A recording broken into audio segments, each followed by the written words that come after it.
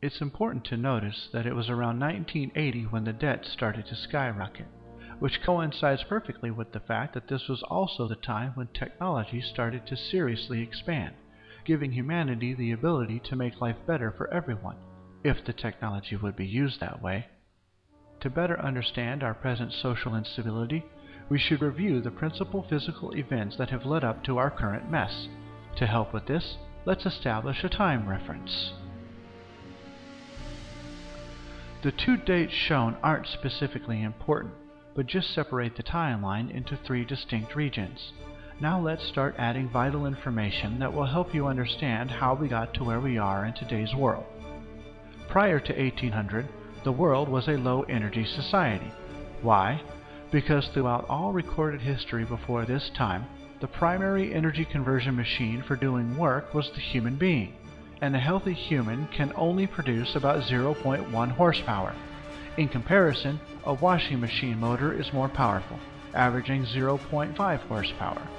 Regardless of this low power number, 98% of all work done during this time was a result of human labor, because humanity had not yet developed advanced technology to do the work for them. The other 2% came from sources outside of human muscle, which we will call non-human energy. The sources of this energy came from animals, like horses and oxen, and crude technology like windmills and water wheels. Because the human being is so limited, the output of his work is also limited. So no matter how many people you had on the job or how long they worked, they could never produce quite enough to cover growing populations or provide a high quality of living for everyone. If ever a few people did enjoy a decent standard of living, it was always at the expense of the many who barely survived. The fact is that throughout history, 95% of all people were either peasants, serfs, slaves, or indentured servants, even up through the time of George Washington.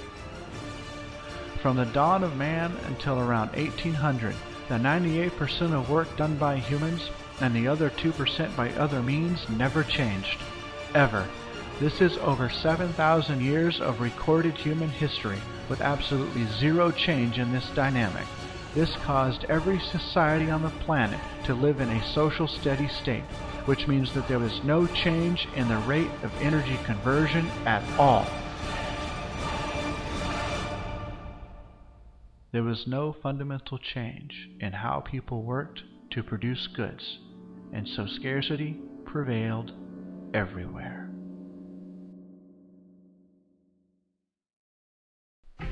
Now, just prior to the year 1800, a very significant event occurred. In 1782, James Watt developed the first steam engine. This invention was the beginning of an entirely new way to do work. It was the beginning of the widespread use of non-human energy, and since that time there has been an accelerated effort to build bigger, faster, and more efficient machines to convert energy into work. That effort has spread throughout the world, with the United States as a primary leader. Over the next 100 years, from 1800 to 1900, we find that the two energy lines started changing significantly. The non-human energy line moved up, and the human energy line moved down. In America, studies were done in the 1920s to see what social impact this change was having. Data was gathered on every basic industry in North America, charting the growth of production, the rates of energy conversion, declining man-hours, and the overall effects on employment. It was predicted that if the trends continued at the same rate, the lines would cross and look like this.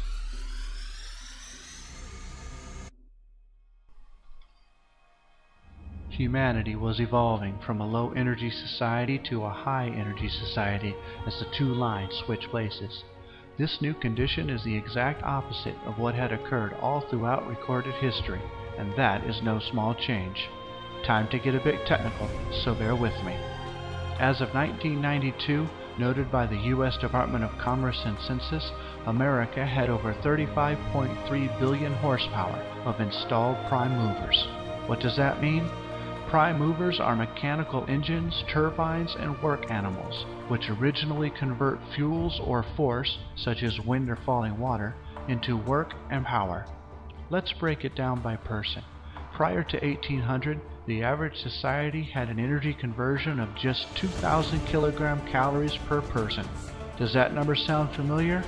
What is the calorie intake that is labeled on virtually every food item you buy? A 2,000 calorie diet. So it makes sense that if people are the primary workers, their energy is limited by their average calorie intake. Now back to 1992. 35.3 billion horsepower equals over 22 trillion kilogram calories, and the population of the United States was just over 250 million people. So in 1992, America was converting more than 89,000 kilogram calories per person of just non-human energy. That is over 44 times larger, a gain of over 4,000% as compared to the average society prior to 1800. This was a significant source of American growth and prosperity.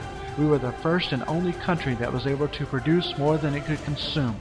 Fast forward to today and consider these implications in our globally connected world.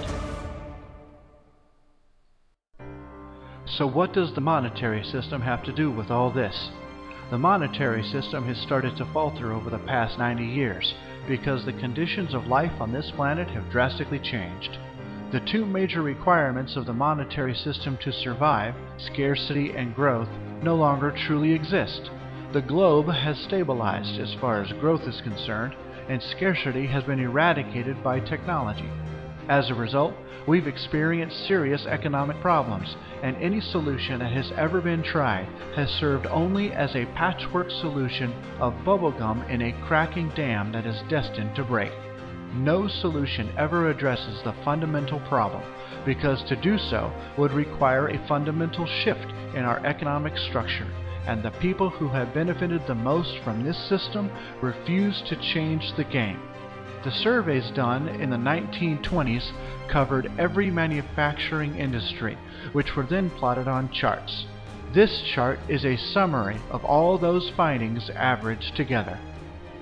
The first line reflects physical production. From 1830 to 1900, production was low and growth was slow. Then we moved into a period of rapid growth.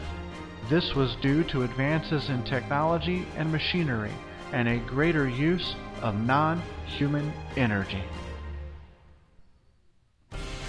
From 1900 to about 1930, there was a spectacular exponential growth in physical production, at about 7% per year compounded each year.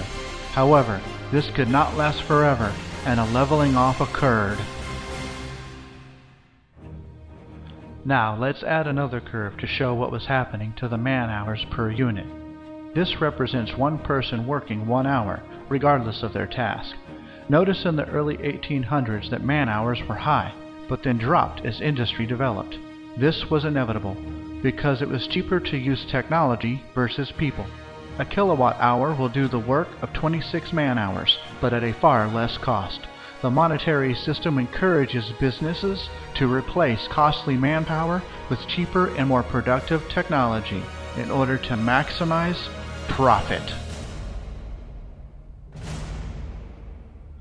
Now, from the 1980s onward, we have a unique situation that has never been present throughout the history of mankind. High production with far less human work needed. This would be great for everyone were it not for the interference of the monetary system, because labor is a major commodity that is bought and sold in the marketplace. Time for a third curve, which shows you what happens to labor and consequently what happens to purchasing power. This third curve represents total man-hours, the sum total of all time put in on the job in manufacturing by all people. As you can see, from 1830 to the turn of the century, total man-hours was low and the growth was slow. It followed the growth of production very closely, as they are directly related. Then it also grew along with production, but it didn't level off like production did. It reached a peak and then turned downward. This is an event that occurs in every industry. Total man-hours rises to an all-time high and thereafter declines. It is an event that occurs only once in any given industry.